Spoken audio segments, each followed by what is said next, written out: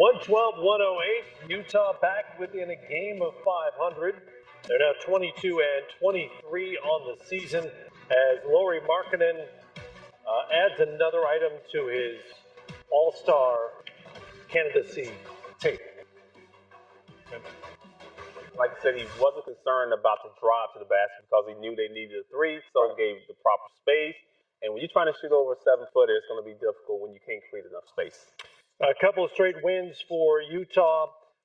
Remember they had a 5-game losing streak a week or two ago after that great start.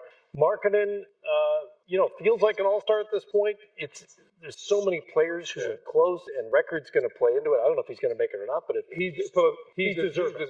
Yeah. The Western Conference, the whole NBA is loaded. So many guys having great seasons. I can't tell you for sure if Lauri Markkanen is going to be an all-star, but I tell you what, he's very deserving. Utah, even though they've slipped from where they were at the beginning of the season, they're still a surprise to be where they're at right now.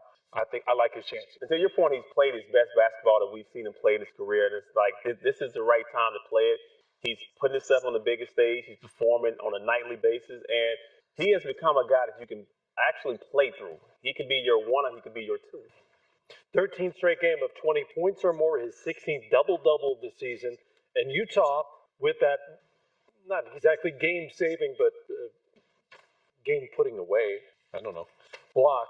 11 blocks on the night. Sets the season high for Utah. But still a team that defends. When you look at this team, and has Danny Ainge put this team together, he brought a lot of veteran guys to this team.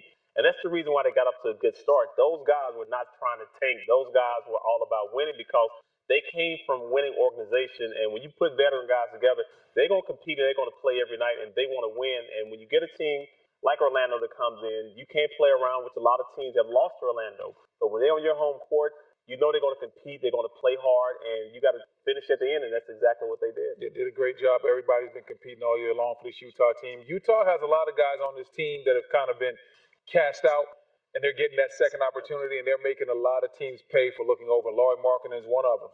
And so this team as a whole, they didn't get that tanking memo. They said, we're going to come out here and play the best of our ability, and they played great tonight. And had, like you said, had 11 blocks as a team? Yep. 7 of them for. Now, how about the fit for Walker Kessler, the rookie? He came over in the Rudy Gobert trade because Minnesota was the one who drafted the Rudy Gobert what? The Rudy Gobert trade. I thought you said heist. I thought you said heist. Yeah. You said I said trade. It has worked out well for Utah, but the fit is there. He's on a rookie salary. He's on a Rudy Gobert salary, and they've still got a shot blocker in there. Yeah, man. Who would have thought? Who would have thought that trade would have went bad? No one would have seen that one. No, we didn't see that coming. A lot of people thought it was going to go bad. Yeah, okay. Minnesota didn't think so, but, I thought we rebounded pretty well with our bench, too, and that's sometimes been a struggle. So. Winning the third quarter and sustaining through from beginning to end along with that strong first quarter. How did that kind of help you guys? It certainly helped us. Obviously, we didn't finish very strong, It's something we got to get better at. Really good teams never get bored of just doing the same thing over and over again.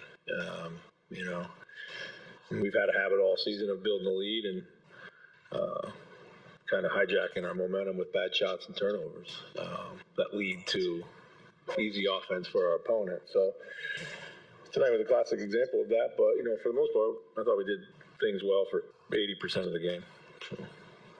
Chris, do you walk out of this game a little just more disappointed with how it finished versus how you fit? No. I'm happy. We played well enough to win this game. I don't think we got lucky.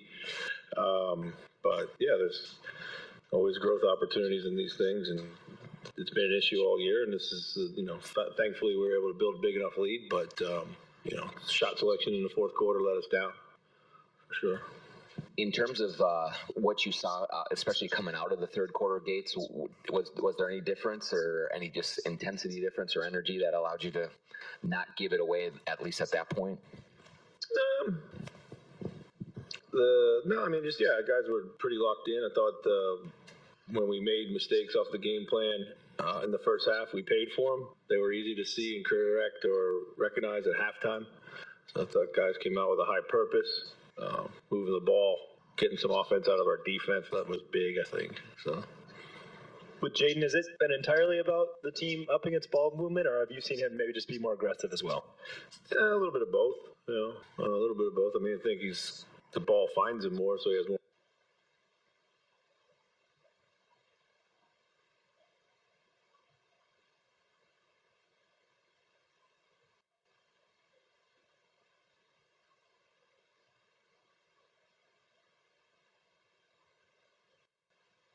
opportunities to be aggressive, for sure.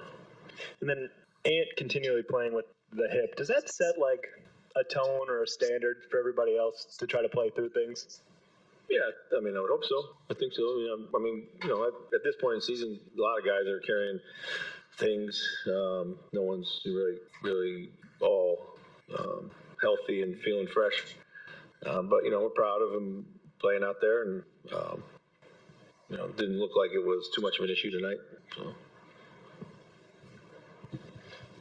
Chris Rudy really impactful defensively around the rim. Only the one shot attempt.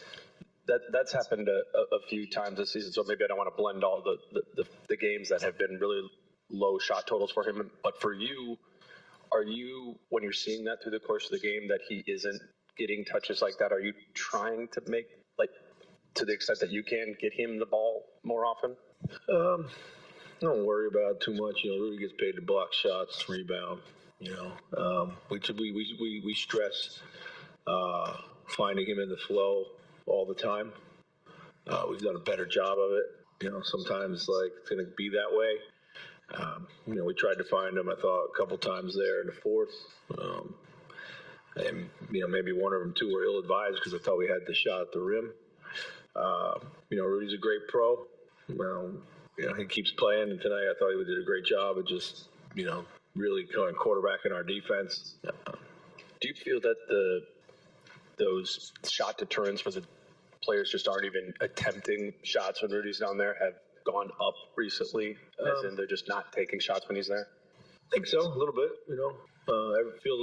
Every night's a little different, of course, in the league, but he's been way more aggressive, come with an earlier presence a lot of times. Things that we've been asking him to do, and he's really responded.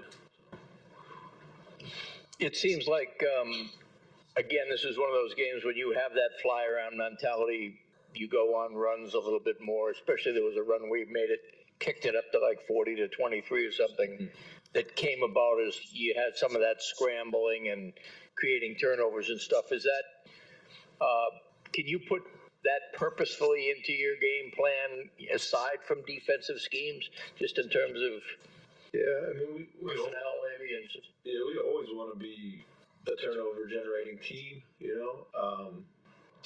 I think it's been a little bit of a chore for us, or a task more like it, to find the balance between mixing up different coverages yet staying aggressive.